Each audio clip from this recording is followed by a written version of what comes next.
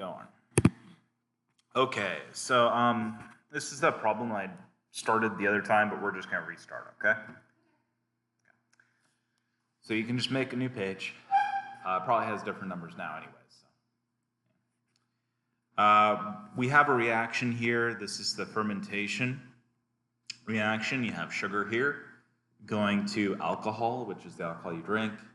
That's ethanol if you're curious, and CO2. By the way, this fermentation reaction is typically why you get things like beer is carbonated and that sort of stuff. That's why even the old beers used to be somewhat carbonated. Though we do usually, at least Americans, carbonate our stuff extra. Anyway, so this is fermentation reaction. So you're fermenting that amount of the grape juice. The density of the grape juice is that. Notice the density is pretty much on the spot for water, right? Meaning it's a dilute solution. This is allowed to take place, and a total volume of this, that would be your bottle essentially. Typically you don't do these in the bottles, but you can. This is 10% by volume is ethanol. Until 10% by volume is ethanol. So we're going to assume that CO2 is going to obey Henry's law. We're going to calculate the partial pressure of CO2 in our gas phase. That means what the pressure of the CO2 is in that headspace that's in the gas phase. And then the solubility of CO2 in the wine at 25 degrees Celsius, which would be the amount of CO2 at equilibrium that we would expect to be in that wine. The Henry law constant for CO2 is this value right here. Notice the units, moles per liter. At 25 degrees Celsius, 25 degrees Celsius here matches. That's good. Henry's law is in the form of C equals Kp. Wow, they even gave you the formula, didn't they? Yeah, that just feels wrong. All right, so where C is the concentration in moles per liter, even went that far. K is that constant we were just given, and P is going to be that partial pressure. So there we go. The density of ethanol would be this value right here. Okay, so the first thing we have to figure out before we can figure out carbonation, and it actually gives you hints whenever you look at these problems, and it even tells you how many sig figs you should be in, is that we need to figure out that partial pressure of CO2, don't we? Okay. So the first thing we're going to do is we need to get CO2 in a number that we can work with. Okay? And so the first thing we're going to do here is we're going to figure out how much CO2 we generated from this reaction, right? How do we do that? Well, we have a volume of juice. We have the concentration of the ethanol that's made here, right there. See that? That's 10% by volume, right? So for every 100 milliliters of the juice, we have 10 milliliters of the ethanol, right? And so that's just taking 10% of that volume. Okay, so now we have milliliters. We're in milliliters of the ethanol. We want it in weights though, right? Because weights will get us into moles, won't it? And moles of ethanol will get us into moles of CO2 because we have a reaction. Okay? And so we take that density of the ethanol, we use the milliliters in the bottom, grams on the top, and that will leave us in grams of ethanol. If that starts flickering and it bothers you, let me know, okay? I just need to adjust my cords. Okay, so now we're going to be in grams of ethanol after we do this. And so you want to get into moles, don't you? Because moles can be related to other moles in that reaction. How do you do that? Well, you just get the molar mass, right? And you do that by using your periodic table. So you have C2H5OH, right? So that would be 12 times 2 plus 5 plus 16 plus 1, right? Which would give you 46.07 grams per mole. Okay. Did anybody get confused about that part at all? Feeling good? Okay. Fantastic. And again, that's the molar mass.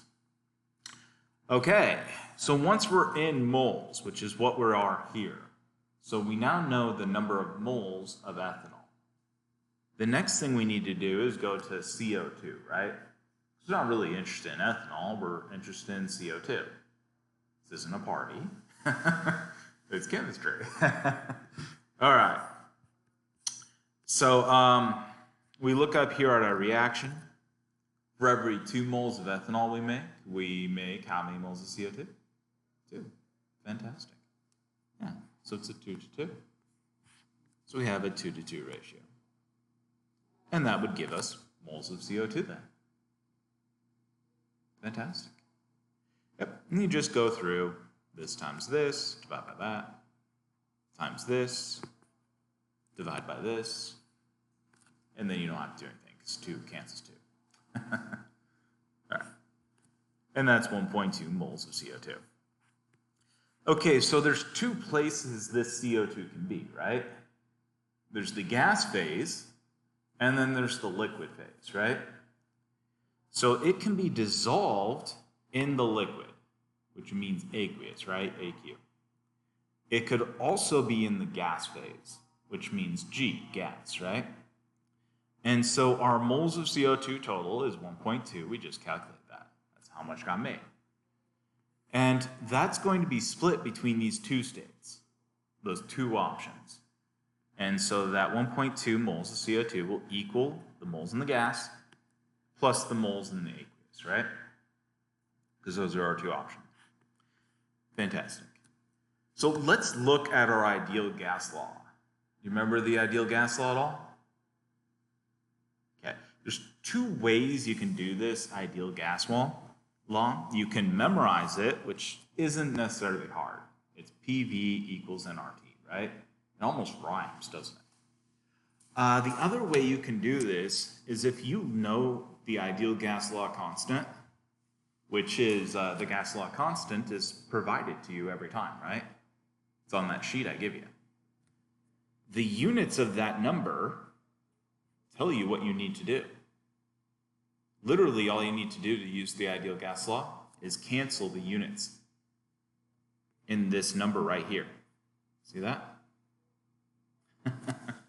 So we're going to have to, well, we want moles, right? That are going to be in the gas phase. And so we're going to leave the moles alone, right?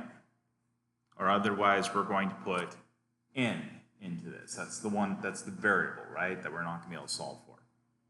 We won't be able to solve for N, and we won't be able to solve for P yet.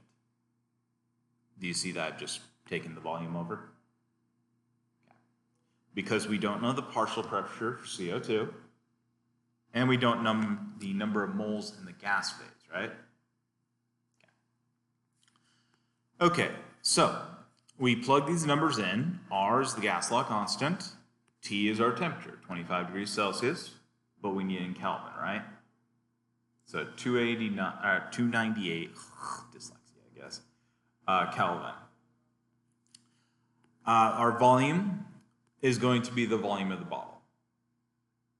We'll have to get that into liters, but that's just divide by 1,000. That bottle volume, by the way, what exactly is that bottle volume that the gas can go in? I realize that statement I just made, the volume of the bottle, may not have made sense to everybody. So is the entire bottle, can that be filled with gas? Can't, can it? Like my water bottle here, there's only this little headspace, right? Yeah. So you need the difference between these 2 volumes. That would be 77 milliliters. You divide it by 1,000, right? And that will be that bottle volume that you can use for gas. Okay? I needed to lengthen out my statement. Okay.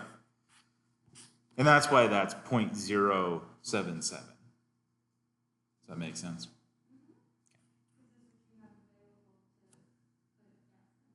You got it. Yeah. It's something that a lot of people could easily mess up. Okay, so we take these numbers, this times this, divide by this, we simplify, so we get one number here, 318. We now have an equation. The partial pressure of CO2 equals 318 times the moles that's in the gas phase. See that? And that's what that means. Okay. Okay, so we have that equation now solved down to only two variables, right? What we're going to do is we're going to use variable exchange to make a series of calculations that we can substitute one into another. Whenever you do variable exchange, if you have two variables you need to solve for, you need a minimum of two calculations to do it. Okay? So that means you need a minimum of two equations solved down to two variables to do it. Okay? So you can substitute one into the other. All right, now, the next thing we're going to do is we're going to use Henry's law. Okay? So our relationship between the gas pressure and the concentration of dissolved gas, that's going to be our Henry's law. And that's going to be what we were given before, right? The concentration of the CO2 that's dissolved equals the constant times that pressure, right? Okay. So that concentration that's dissolved, that's going to be the moles, because concentration is moles per liter, right? Divided by the volume of the liquid, which is 0.709 liters or 709 milliliters, right? Okay, so that's this number on top. The bottom number is the constant, right? Okay. Did I confuse anybody by using the rearranged equation here? Was everybody okay? I sometimes do that. It's when it's super easy equation like that. It's not uncommon for me to just rearrange it in my head. All right. Okay. So what we end up with is we again have a partial pressure of CO2, right? And now we have this in terms of 45, which is, this and this solved, times the number of moles that are dissolved, right? Are you starting to see how we've sort of solved everything to common terms now? Okay, so the next thing we're going to do is we're going to go ahead and start substituting stuff in. All right, so we have a 1.2 equals the moles that are in the gas phase plus the moles that are in the aqueous phase, right?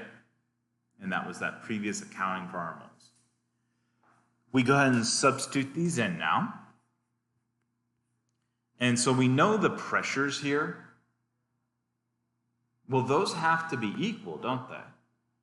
Whenever we have had this in equilibrium. Those partial pressures of CO2, they're going to be the same thing. And so what that means is that this term right here, that's partial pressure of CO2, equals a number of moles. And this one, that's the same partial pressure of CO2, see those are the same thing, equals that number of moles, which are different things, right? Well, they equal each other. And so 318 times the moles of CO2 in the gas phase equals 45 times the moles of CO2 that are in the aqueous phase. Well, now we have these two terms set equal to each other, don't we? Yeah. So we solve for one of them, okay? Down here, this is solving for both of them. So we solve for one by putting like 318 divided by 45, right? Okay. And that would leave NCO2 aqueous on its own. Okay? We would then substitute the NCO2 aqueous up here with that 318 over 45 NCO2 gas. Is that making sense, or do I need to write that out? Sure.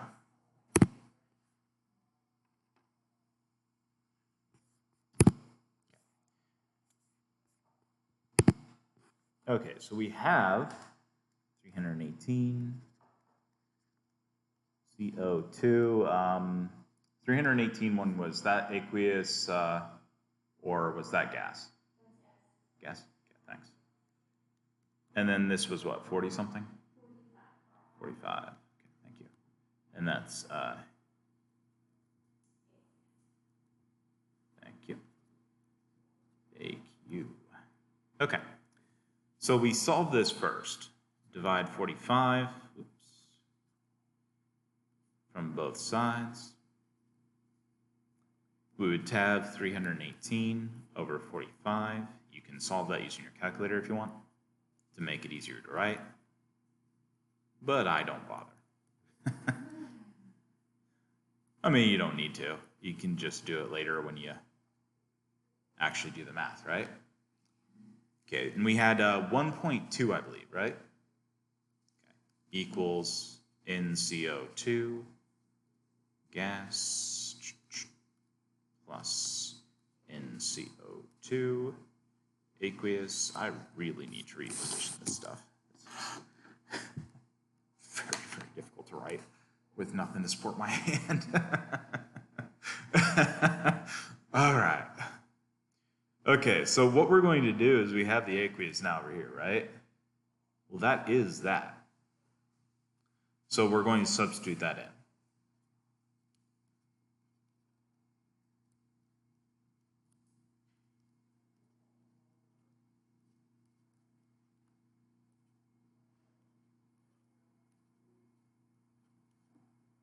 So now we have in common terms of gas, don't we? And you just take, well, anytime we have nothing in front of something, that means it's a 1, right? So this is 1 in front of it. And we take 1 plus 318 over 45. Okay? Does anybody want to simplify that for me? Or do you want me to put that in a fraction? It's something like 7.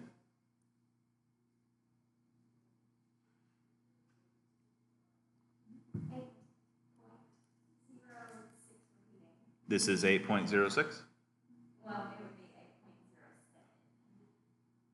This one right here? 8.07? Oh, no, just this one? that's the one. Oh, you already did it all. Okay. Yeah, Okay. Okay, thank you. But yeah, 8.06? 8.07. 7? Okay. It's a 0.6 repeating. That's fine. And you can do 3 suffix since you need 2 at the end. Yeah. If you wanted to make sure you don't have any rounding error, you'd probably want to go 1 more. So 6, 7. But NCO2 gas. And so we then take, well, 1.2 divided by the 8.06 repeating.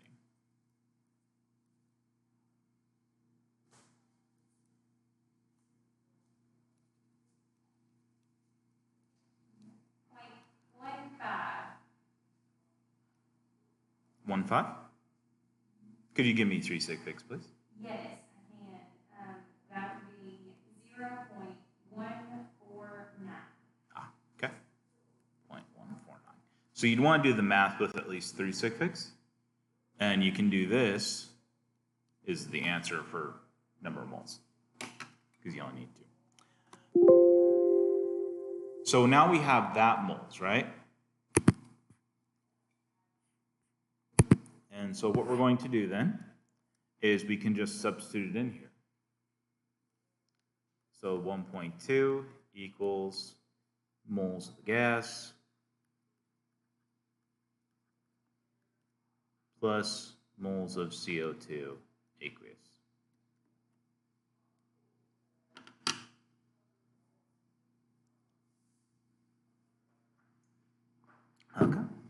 And what is that? 1.05 or something like that? Something like that, I guess.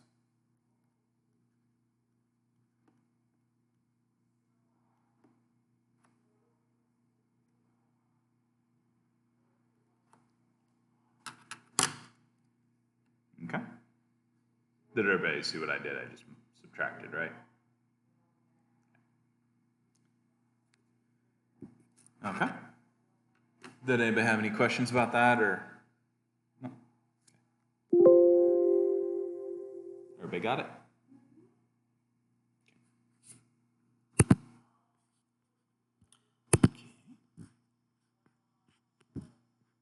And there you go. By the way, there's actually kind of a weird rounding error going on with this right here. If you use those numbers, you're going to get more moles than you had. Now you see why I was like, keep an extra sig fig? Yeah. Anyways. Answer an extra sig fig on here, it won't. Well, you don't actually put those numbers in. Yeah. So the next part, we're just going to do the partial pressure. Again, the pressure of the CO2, we solved that before, that's 318 times the moles, right? And so we take our number of moles in the gas phase, 318 times that number, gives us 48 atmospheres. And so that's our pressure of our CO2. Okay. Did I lose anybody there at all? Yeah, that's just that equation we figured out before. Right here. Here. Okay. And then the other one, we just use our equation we figured out before as well, right? So now we have moles of the CO2. Well, there's two ways we could do it. We could use our equation here, and that would give us our partial pressure. So we literally could just go, our partial pressure is 45 times 1.05. That gives us our answer. The other way we could do it is we can go ahead and just use the formula, which is a little more work, but whatever. And so our concentration of CO2, that's going to be the constant we were given, which is 3.1 times 10 to the negative 2, times the 48 we just figured out. And those should both give us the exact same number, which is 1.5 molarity.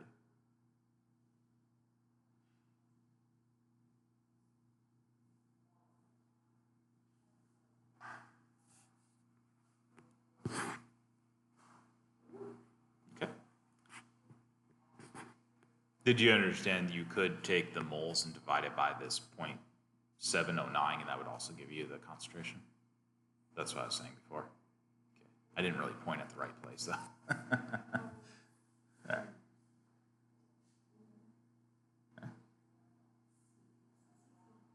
Yeah, so 1.1 divided by that number. Yeah. Okay. Fantastic. Did anybody have any other questions on it, or are you good? No? Okay. That is a long one, but individual pieces aren't really difficult. No. You just take that one step by step, and you should be able to work it through. Okay?